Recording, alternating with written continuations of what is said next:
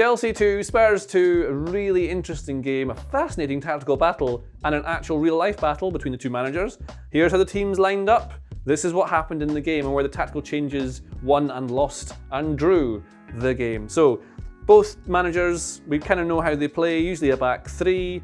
Spurs have this front three of Kane, Son and Kulusevski. Spurs' wing-backs like to get forward very high and they often help set up each other's chances by being in the box at the right time. Sessegnon's good at that particularly. So that's what they do. And then we know Chelsea tend to be a back three as well. But Tuchel was asked before the game whether he's playing a back four because it looks from the team sheet here that would be what it looks like. That's two fullbacks. Loftus-Cheek is not a wing back. But in this game he very much was. A very clever tactical shift from Tuchel in this game was to play Loftus-Cheek as the right wing back. So out of possession, because as Tuchel said, you need to defend with 5 against Spurs when you're defending because they always have 5. That's why you want to have 5 because they do this. You want to make sure you've got 5 in defence to be able to deal with that. But going forward, the shape changed, so the positions don't really matter. And what happens with that is that Loftus-Cheek would come inside the pitch, so let's push them forward. Havertz on the right, Sterling on the left. They swapped a lot during the match, Mount slightly behind them. Conte and Jorginho would come forward as well. And then what you had was Loftus-Cheek would come inside the pitch, around about here. Reece James would then become a fullback or a wing back. These guys would pull across. Cucurella would push up as well like this. So what you essentially had was the back three becomes a back four like this, just by moving that guy inside here. And then what this then does is gives you a very nice box midfield. So you've got Jorginho, Mount, Conte like this. This is what they mean by box midfield. That then means that you've got 2 midfielders in the Spurs midfield against essentially 4 constant overloads. It also means you've got overloads out wide. You've got Havertz, Loftus-Cheek and James combining in this wide area here. That's really useful, so they're able to cause a lot of trouble to Spurs there. It also means on the opposite side, they've got Cucurella combining with Sterling and Mason Mount moving out as well. Just loads and loads of players over the pitch. The one problem they had was that a lot of the play they had going in around the box, there was no one in the box like a striker like Lukaku to get on the end of it, so a lot of moves were just kind of passes going into the area, but no one there. You want someone here sometimes. But if you'd had Lukaku or someone like that, you wouldn't have been able to play the really impressive, aggressive, high press that Chelsea did, that was forcing Spurs into errors, making them clear the ball and allowing Chelsea to dominate possession in the first half. They had over 60% of possession in that first half and really had them pinned back. But the XG tells another story. The expected goals tells us it was 0.38 in the first half to Chelsea, 0.32 to Spurs. That's the sign of a very close-cut game. It's actually not that dominated at all. They've got all the possession, but they're not able to penetrate and do anything with it until a corner in the first half. Now, this is an example of, this is tactics. This is an analysis and tactics. This is what happens. So Thomas Tuchel and his analysis team will have known that by watching some previous Spurs videos, I've done the same thing. They tend to set up in a zonal marking system, so they're defending this front post here, and Spurs are doing this because they expect Chelsea to play an in-swinging corner. Because if you go back and watch the last 5 games worth of corners that Chelsea take, as I have done, what you find out is they're almost exclusively in-swinging corners, always in-swingers. Reece James on the right, maybe Marcus Alonso on the left, well, other way around, you're swapping them in with their dominant foot. So always in-swingers. And this is what I think Spurs are maybe expecting and why they were so confused to give Koulibaly the space. Because what Chelsea have done is put Marc Cucurella, taking an out-swinging corner. So of all the corners I've watched them take for the last little while, only I think 2 players or 2 times they've actually taken an out-swinging corner. One of them was Cucurella against Everton in his debut late in the game. Another one was Reece James taking one out-swinger from one side of the pitch. This is by design they've done this. Because they know by swinging out this way, Spurs are going to load the front post here because of the way their zonal marking system works, meaning that these guys can hover about. Look, there's only 3 players here in the whole box. These guys are going to creep in, take advantage of being able to confuse players by running at them, then going somewhere else, causing confusion. They're not shirt tight, so they can't just stay with them and know where they're going to go. They've got to really anticipate and defend their zone.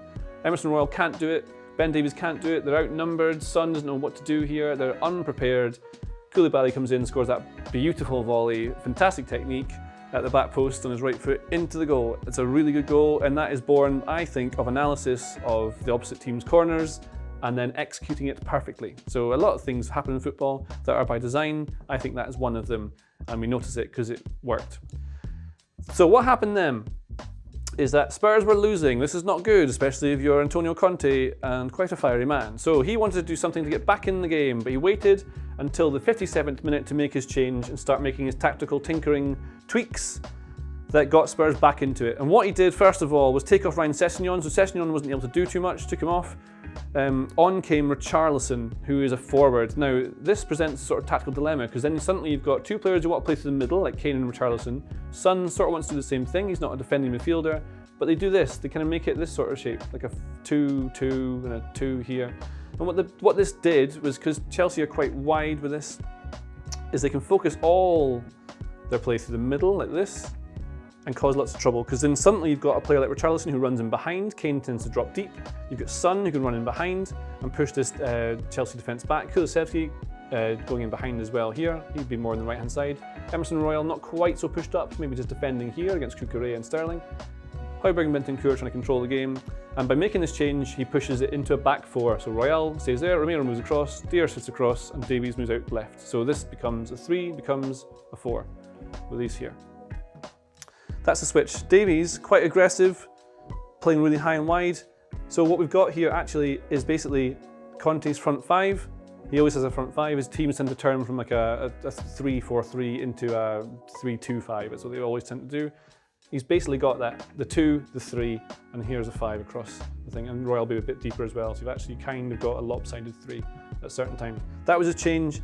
It forced Chelsea back. They had a bit of momentum. They managed to get through with it. They kept causing problems by running in behind. Kane almost scored, and then Højbjerg did score, and it was a result of a really stupid error, I would say, by Jorginho in the box, trying to do a drag back here. You don't do that. You don't try and do drag backs in the box. It's a silly thing to do. Loses the ball. Højbjerg hits a lovely shot, bang in the goal like this, and Jorginho's reward for doing this is to be substituted. Well done to you, sir. So this is what Spurs' shape is sort of like. Davies coming up and down here to join this in. Son, Richarlison, Kane, Kulusevski. Kind of looks a bit weird, but you've got lots of players in central areas doing all this, and it worked. And then what Tuchel thought to do was make his own change so he can get his team back in the game, because Spurs suddenly had more control of certain parts of the pitch. So Tuchel's change was to take off Jorginho, as we know, put Azpilicueta in, which meant James, who's very good as a wing-back, very good attacker in wide areas, went wide, pushed Loftus-Cheek inside the pitch next to Conte. So you have the traditional Chelsea Tuchel system of back 3 with really aggressive wing-backs pushing up really high, which means Davies is a bit in trouble because they don't really have wide defenders. They've got all the players in the middle of the pitch, very narrow. Reece James can get up really high, Cucurella can get up really high and pin Royal back, and they have a bit of problem. So then suddenly your other players like Sterling, Mount, Havertz, everyone can have a bit more fun in the middle of the pitch because you're stretching them. And that's what Tuchel did to get back in the game. Then they scored their goal by doing this because Spurs are very narrow now. So Chelsea put all their players on one side of the pitch over here during one move. What then happens is that Spurs naturally have to respond to that, and so they bring all their players over to make sure it's nice and narrow like this. You need to be narrow and make sure you're not getting overloaded. But what Chelsea have done is put loads of players on one side of the pitch to drag them out of shape. They've got too many attackers that aren't defenders in this little area. This is not exactly how it looks because that's insane. But what happens actually, how it looks, is this. This is the situation I'm trying to illustrate for you. All the Chelsea players, 1, 2, 3, 4, 5, 6, 7, all on one tiny side of the pitch, like a small-sided game, the kind of thing you do in training, a small-sided match in one tiny part of the pitch. Spurs naturally put all their players here. That leaves Sterling in world of space over here. Terrible defending by Spurs. No one's noticed this. Reece James is just creeped up on the outside. So when the ball comes into Sterling, they've got a real problem. They've got 2v1 on Ben Davies, another overload just with that one little system change and clever tactic of attacking one side of the pitch while being able to switch to the other. Reece James scores a brilliant goal. This guy is such a player. So now Tuchel has the advantage. Conte doesn't like it. He needs to get back in the game. He makes a really aggressive change straight away. Off comes Heung-min Son, who's been marked out of the game mostly by Reece James coming from here to follow him around the pitch. Couldn't get in the match. Out he goes. On comes Perisic, very attacking wing back.